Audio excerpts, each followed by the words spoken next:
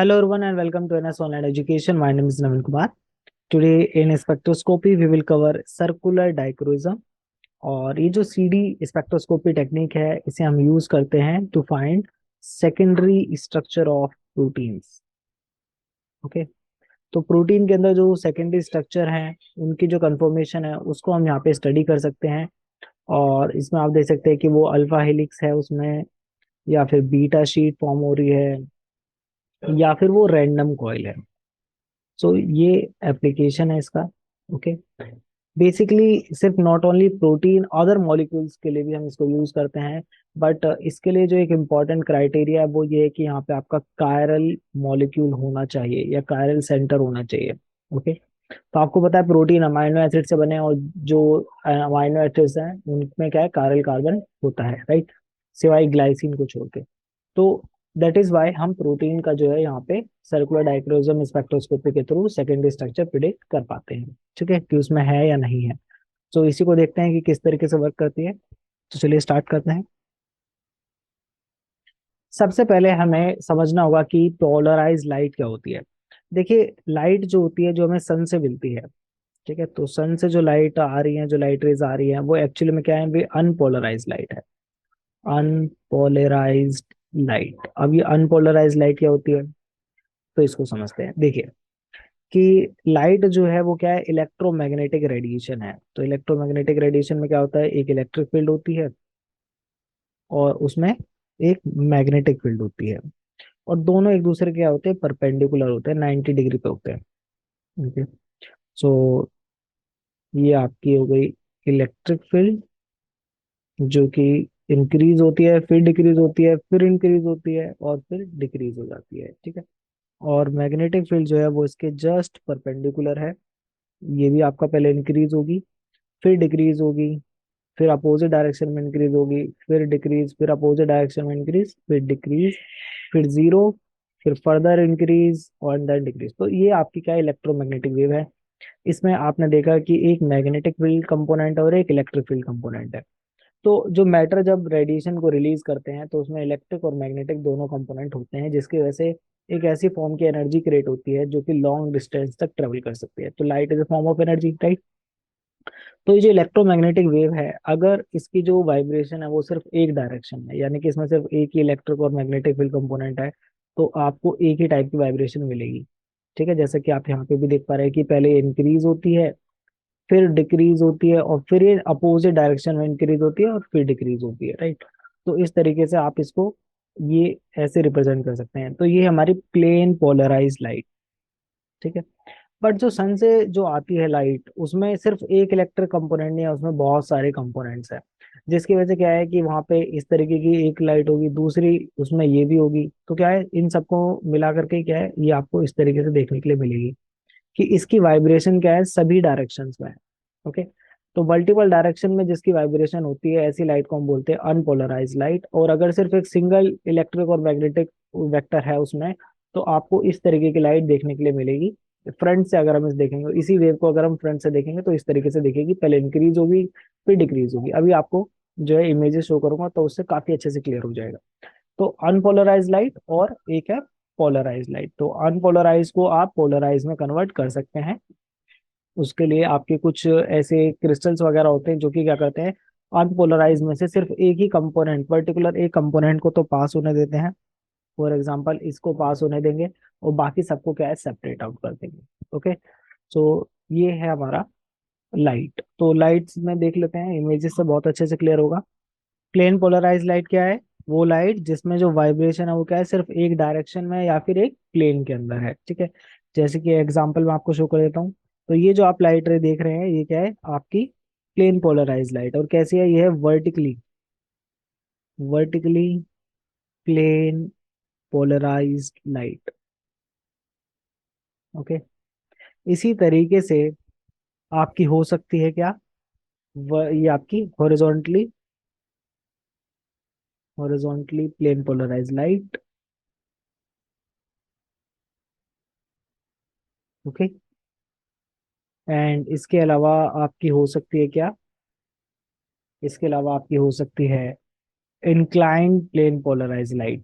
तो ये जो इंक्लाइन प्लेन पोलराइज लाइट है, ये एक्चुअली कब बनेगी, जब हम वर्टिकली और हॉरिजॉन्टली प्लेन पोलराइज लाइट जो है इन दोनों को कंबाइन कर दे। तो इनका जो नेट हमें मिलेगा रिजल्टेंट, वो नेट रिजल्ट होगा incline plane polarize light. Okay. तो इंक्लाइन कैसे, ये जो ब्लू वाला एरो आप देख रहे हैं ना, जो ब्लू है, ठीक है, तो वो ब्लू वाला जो कंपोनेंट है वो रेड और ग्रीन दोनों का इंटरमीडिएट है, यानी कि अगर एक रेड इधर है और ग्रीन इधर है तो इन दोनों का रिजल्टेंट क्या होगा, इन दोनों का रिजल्टेंट ये आएगा जो इनका ये डायगोनल है, ठीक है। सो ये आपकी क्या हो गई, ये हो गई इंक्लाइंड प्लेन पोलराइज लाइट, या तो अब आपने देखा कि ये टाइप्स हो गए प्लेन पोलराइज लाइट के, यानी कि आपकी जो ये प्लेन पोलराइज लाइट है, इसका प्लेन कुछ भी हो सकता है, इसका एंगल कुछ भी हो सकता है, ठीक है। तो यहाँ पर ये क्या है, 90 डिग्री है हॉरिजॉन्टल से, यहाँ पे 0 डिग्री है, और यहाँ पर ये फॉर एग्जाम्पल 45 डिग्री है, ठीक है। तो अगर आप वर्टिकली हॉरिजॉन्टली को मर्ज करते हैं तो इससे आपको इंक्लाइन प्लेन पोलराइज लाइट मिलती है, जो कि क्या है 45 डिग्री एंगल पे। इसी तरीके से और एंगल पे भी आपकी प्लेन पोलराइज लाइट हो सकती है। ओके, तो आपको अब क्लियर हो गया होगा कि प्लेन पोलराइज लाइट क्या है। तो इसको इंटर कन्वर्ट करने के लिए हमारे पास कुछ क्रिस्टल्स वगैरह है, जैसे कि क्वार्टर वेव प्लेट है। सो क्वार्टर वेव प्लेट क्या करती है, ये आप देख सकते हैं क्वार्टर वेव प्लेट है, और यहाँ पर ये आपकी लीनियर पोलराइजर। तो सबसे पहले देखिए, ये आपकी अनपोलराइज लाइट है, यहाँ से एंटर किया है। तो आपने देखा कि एक ये इलेक्ट्रिकल कंपोनेंट है, एक ये इलेक्ट्रिकल कंपोनेंट है, और एक ये इलेक्ट्रिकल कंपोनेंट है। तो इसमें तीनों है, इसमें आपका ये वर्टिकल भी है, हॉरिजॉन्टल भी है, और इंक्लाइन प्लेन पोलराइज लाइट, तीनों है इसके अंदर, ठीक है। अब क्योंकि जो तीनों कंपोनेंट आपको इसमें देखने के लिए मिल रहे हैं इस इमेज में, ये जब इस लीनियर पोलराइजर से पास होंगे तो ये उसी को पास होने देगा जो इससे मैच करता है, ठीक है।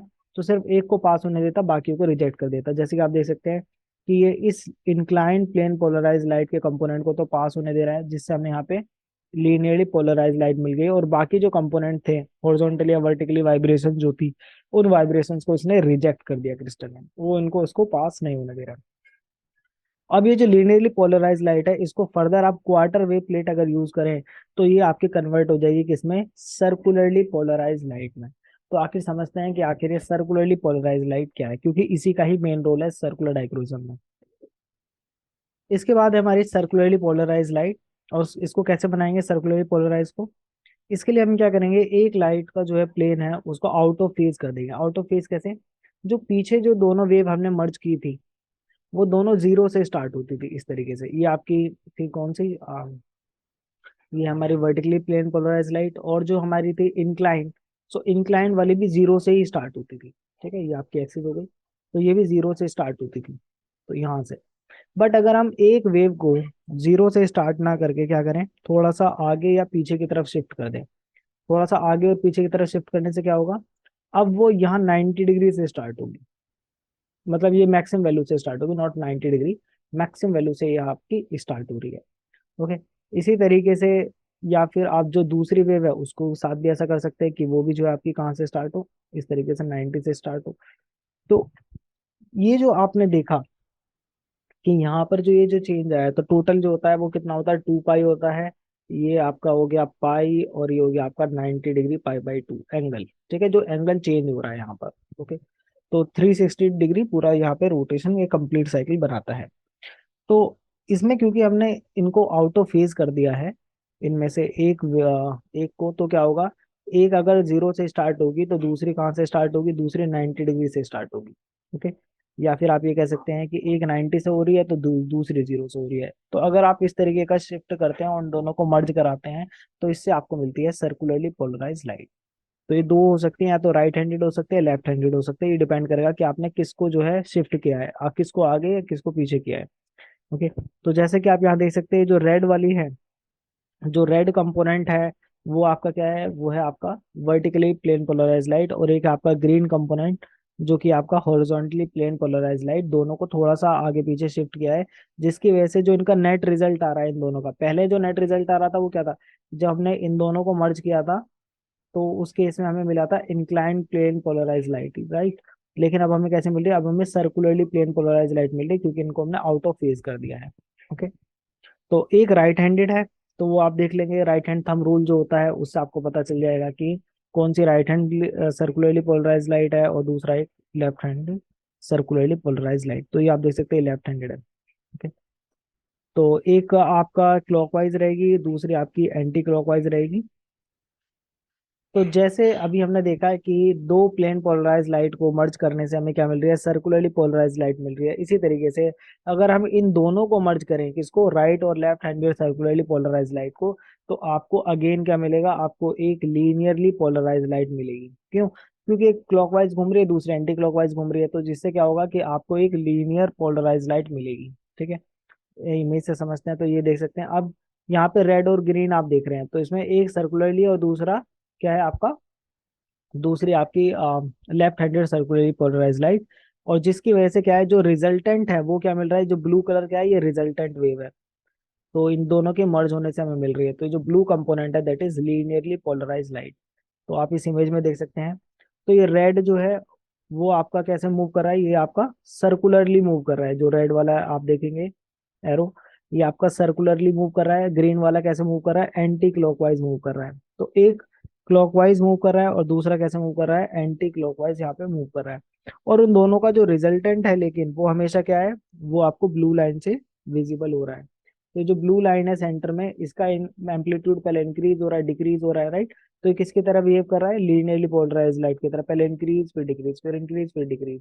और इसको फ्रंट से देखते हैं तो कैसे दिखेगा, इस तरीके से दिखेगा।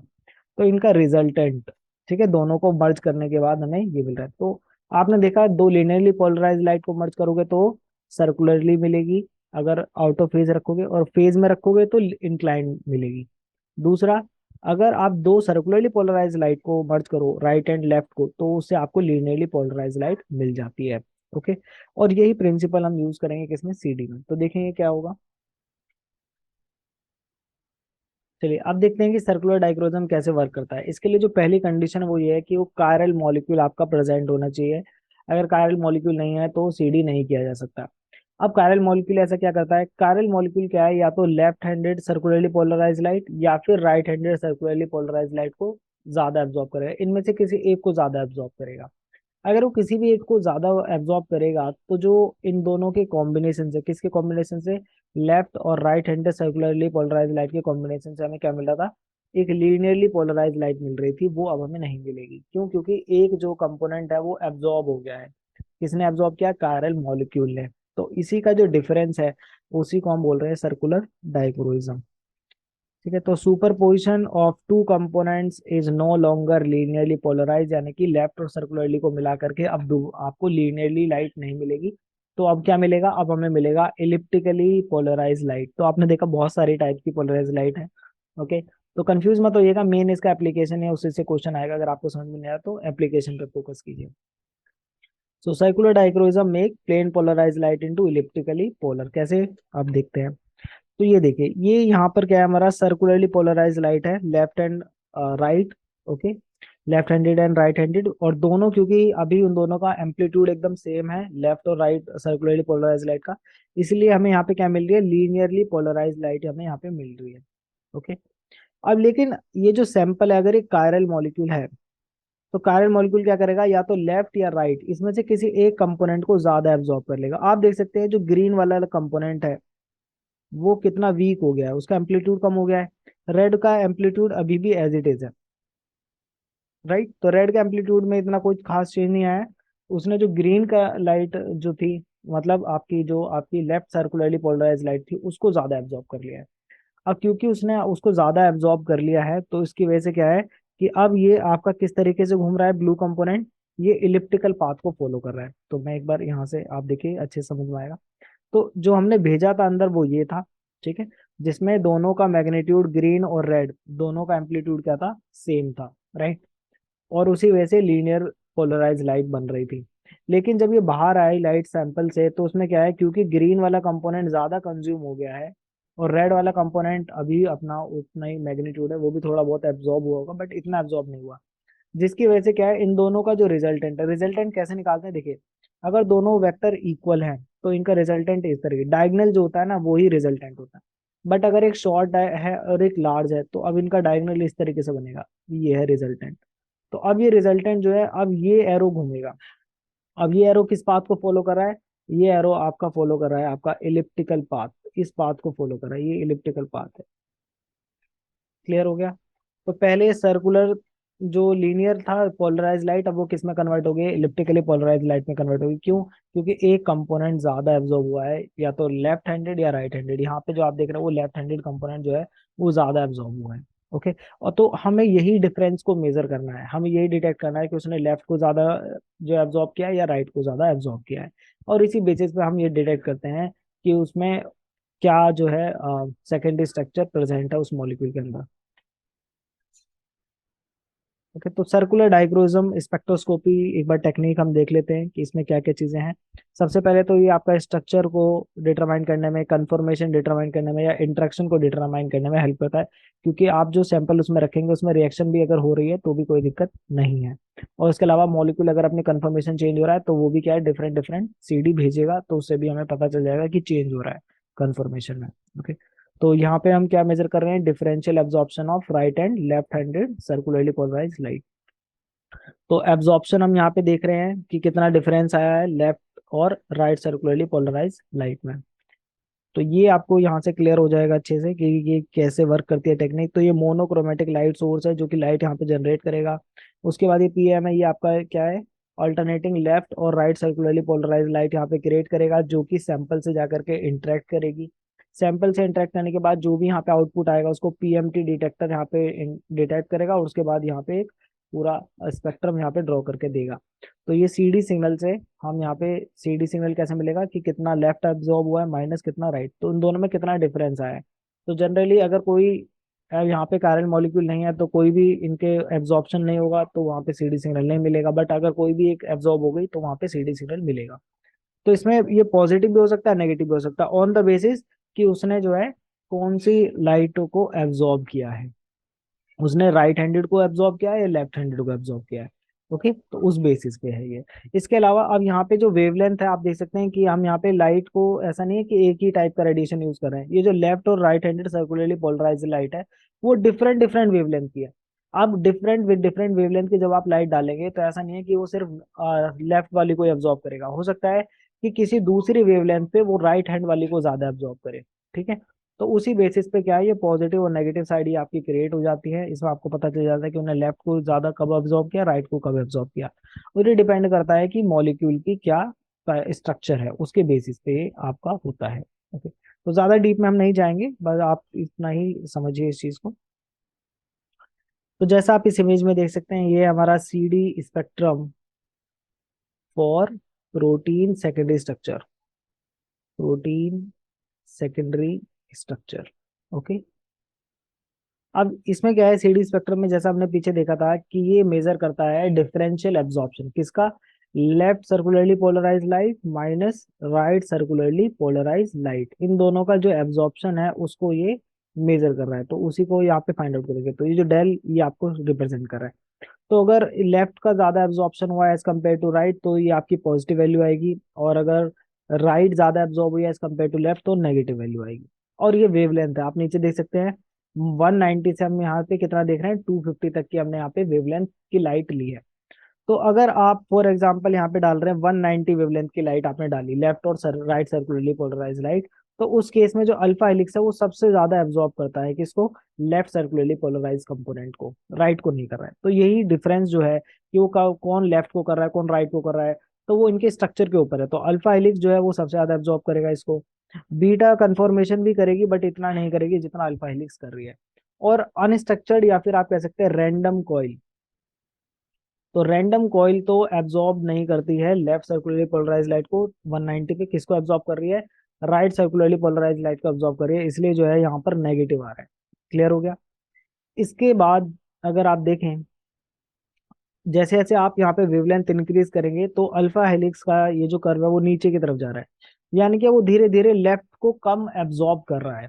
ठीक है, क्योंकि पहले वो लेफ्ट को ज्यादा एब्जॉर्ब कर रहा था तो पॉजिटिव आ रही थी, बट जैसे ही वो इसको क्रॉस करेगा नियर 200, वैसे ही आपका क्या है, नेगेटिव साइड में एंटर कर जाएगा, यानी कि अब ये लेफ्ट की जगह राइट सर्कुलरली पोलराइज लाइट को एब्जॉर्ब कर रहा है, जिसकी वजह से अब ये नेगेटिव हो गई वैल्यू। ओके। इसके बाद यहाँ पे थोड़ा सा एक इंक्रीज यहाँ पे देखने के लिए मिलता है, और फिर ये दोबारा यहाँ पे डिप देखने के लिए मिलता है, दो यहाँ पे डिप है और एक यहाँ पे इंक्रीज है। ओके। तो ये अगर आपको पैटर्न देखने के लिए मिल रहा है अपने सैंपल के अंदर, इसका मतलब आपका जो पेप्टाइड है वो अल्फा हेलिक्स है। अब क्योंकि सिर्फ अल्फा हेलिक्स तो नहीं होगा, हो सकता है कि उसमें अल्फा हेलिक्स भी हो, बीटा शीट भी हो। तो जो आपको पैटर्न मिलेगा उसमें सबसे ज्यादा जो, अगर अल्फा हेलिक्स है तो अल्फा हेलिक्स के पैटर्न को ज्यादा वहां पे डोमिनेटली रिप्रेजेंट करेगा वो। ओके। इसी तरीके से बीटा कंफर्मेशन है, बीटा शीट है। तो बीटा शीट में एक यहाँ पर है ये पॉइंट जो इंक्रीज है यहाँ पर। इसके बाद धीरे धीरे ये भी क्या है, नेगेटिव साइड में जाएगा। बट इतना नेगेटिव नहीं होता जितना अल्फा हेलिक्स हो जाता है, और ये जल्दी ऊपर भी चला जाता है। अब इसमें डिफरेंशिएट कैसे करें कि कौन सा अल्फा हेलिक्स है कौन सा बीटा शीट है। तो ये जो पॉइंट है इसमें ये एक ही डिप आता है बीटा शीट में, बट अल्फा हेलिक्स में कितने हैं, दो डिप आते हैं। तो ये जो पॉइंट्स हैं आप देख लें, तो इससे आप अल्फा हेलिक्स और बीटा को डिफरेंशिएट कर पाएंगे। दूसरा, ये 190 पे सबसे ज्यादा एब्जॉर्ब कौन करता है, अल्फा हेलिक्स कर रहा है। इसके बाद रैंडम कॉइल का अलग ही पैटर्न है। ये पहले तो क्या है, नेगेटिव होती है, फिर ये थोड़ा सा इंक्रीज होकर के जीरो के क्लोज रहती है। ठीक है। तो इसमें पॉजिटिव आपको नहीं देखने के लिए मिलता है, इसमें सिर्फ रैंडम कॉइल में आपको नेगेटिव साइड ही ज्यादा देखने के लिए मिल रही है। I hope it is clear now. तो अगर इस पैटर्न में आपको खुद से आइडेंटिफाई कर लेना है कि कौन अल्फा हेलिक्स है, कौन बीटा शीट है, कौन अनस्ट्रक्चर्ड या फिर रैंडम कॉइल है। ओके। तो कुछ पॉइंट्स यहाँ पे हम डिस्कस कर लेते हैं। तो any form of structural asymmetry in a molecule give difference in absorption of left और right hand circularly polarize light, और इसी को हम किस में मेजर करते हैं, सीडी स्पेक्ट्रोस्कोपी में। ओके। ऑर्डर्ड स्ट्रक्चर जैसे कि कोई फोल्डेड प्रोटीन है, so give rise to absorption spectrum, जो कि हम देख ही रहे हैं राइट हैंड साइड में। ओके। सो पॉजिटिव और नेगेटिव वैल्यू यहाँ पे मिलती हैं। तो for protein spectrum are obtain in far UV region 190 से 250 नैनोमीटर, जो यहाँ पेप्टाइड बॉन्ड वगैरह भी जो एब्जॉर्ब करते हैं ना, तो इसलिए, क्योंकि आपको क्रोमोफोर यहाँ पे देखना है कि जो इसको एब्जॉर्ब करे कायरल मॉलिक्यूल। तो लाइट एब्जॉर्बिंग एंटिटीज में वो हम क्या बोलते हैं, क्रोमोफोर बोलते हैं। ओके। ये हम पहले डिस्कस कर चुके हैं। क्रोमोफोर्स वही हैं जो आपके लाइट को एब्जॉर्ब करें। अब ये मॉलिक्यूल तो बहुत बड़ा हो सकता है, उस मॉलिक्यूल में वो पर्टिकुलर रीजन जो कि उसको एब्जॉर्ब करे, जैसे ट्रिप्टोफैन में उसकी एरोमेटिक साइड चेन है। ठीक है। और यहाँ पर क्या है, ये यहाँ पर है पेप्टाइड का बॉन्ड। ओके। तो इसका जो है सिग्नल है यहाँ पे हम इसको देख रहे हैं, और ये हमें बताएगा कि वो किस तरीके से फोल्डेड इन्वायरमेंट, जो अगर वो फोल्ड होगा तो उसका जो इन्वायरमेंट में जो चेंज आएगा उसकी वजह से उसका ये स्पेक्ट्रम भी चेंज होगा। तो अल्फा हेलिक्स और बीटा कन्फॉर्मेशन, उनका अपना अपना स्ट्रक्चर जैसे कि आप यहाँ देख सकते हैं, और बायोकेमिस्ट्री का यूज करते हैं to identify the fold. I hope अब आपको क्लियर हो गया कि सीडी स्पेक्ट्रोस्कोपी कैसे वर्क करती है। मूविंग फॉरवर्ड, तो ये कुछ क्वेश्चंस हैं। ये आपका क्वेश्चन पूछा गया, the alpha helix content of protein can be determined using, तो किसका यूज करेंगे हेलिक्स कंटेंट को डिटरमाइन करने के लिए, इंफ्रारेड का यूज करेंगे। इंफ्रारेड सेकेंड स्ट्रक्चर प्रिडिक्ट नहीं करती है, फंक्शनल ग्रुप प्रिडिक्ट करती है कि कौन से फंक्शनल ग्रुप प्रेजेंट है। राइट। इसके अलावा फिर है फ्लोरोसेंस स्पेक्ट्रोमीटर, ये भी जो है आपका सेकेंडरी स्ट्रक्चर नहीं बताएगा कि सेकेंडरी स्ट्रक्चर क्या है, बट कंफर्मेशन में जो चेंज आ रहा है ये उसको डिटेक्ट कर सकता है, बट स्ट्रक्चर प्रिडिक्शन में इसका कोई रोल नहीं है फ्लोरोसेंस स्पेक्ट्रोस्कोपी का। फिर सीडी है, तो ये तो आपने देख लिया है कि सेकेंडरी स्ट्रक्चर के लिए है। यूवी विजिबल भी जो है स्ट्रक्चर नहीं डिटरमाइन करता, ये क्वांटिटेटिवली स्टडी के लिए है। ओके। फिर ये क्वेश्चन गेट 2017 ने पूछा है, circular dichroism spectra of three protein P Q R given below, आपको बताना है कि कौन क्या है। तो आपने देखा कि यहाँ पे दो डिप आपको देखने के लिए मिल रहे हैं, इसका मतलब ये क्या है, ये है आपका अल्फा हेलिक्स। तो यही कुछ चीजें हैं जो आपको ध्यान रखनी है कि कैसे आप आइडेंटिफाई करेंगे कौन हेलिक्स है कौन बीटा शीट है। ये आपका बीटा शीट है। बीटा शीट क्यों है, क्योंकि यहाँ पे सिर्फ एक ही डिप देखने के लिए मिल रहा है। तो ये 210 और यहाँ पे 220 पे दिखाया है, ये भी एक दिखाया है इसके बीच में, और ये आपको सिंपल पता है ये आपकी क्या है, रैंडम कॉइल है। तो आप देख लीजिए कि कौन सा ऑप्शन इससे मैच कर रहा है। So alpha helix beta sheet and random coil, option A ही यहाँ पे मैच कर रहा है इसे, तो that means option A is the right answer. फिर ये 2016 में पूछा है, which one of the following techniques relies on spin angular momentum of photon, तो फोटोन के स्पिन एंगुलर मोमेंटम पे। ये थोड़ा सा ट्रिकी क्वेश्चन है, और एक्चुअली में इसके दो आंसर है। इसमें आपका ये सीडी स्पेक्ट्रोस्कोपी भी आ जाता है और रमन स्पेक्ट्रोस्कोपी भी आ जाता है। ये आपके फोटोन के स्पिन एंगुलर मोमेंटम पे डिपेंड करते हैं। ओके। फोटोन मतलब, फोटोन ये लाइट पार्टिकल है, तो लाइट का जो पार्टिकल होता है उसको हम फोटोन बोलते हैं, जिसकी एनर्जी आप E equals to H nu से फाइंड आउट कर सकते हैं। ओके। तो उसका भी स्पिन होता है, तो उसका स्पिन जो है सीडी में देखा जाएगा कि वो आपने देखा ही सर्कुलरली और लेफ्ट हैंडेड है या राइट हैंडेड है सर्कुलरली पोलराइज लाइट, तो एक तरीके से क्या है वो स्पिन को ही यहाँ पे बता रहा है। आई होप अब आपको क्लियर हो गया है। तो फ्लोरेसेंस स्पेक्ट्रोस्कोपी आई आर इसमें नहीं आएंगे, ए और डी इसमें दोनों ऑप्शन है, बट आपको ए मार्क करना था, C D spectroscopy. So this is it. I hope आपको सी डी स्पेक्ट्रोस्कोपी क्लियर हो गया है। So see you in the next video, till then bye bye, Jai Hind.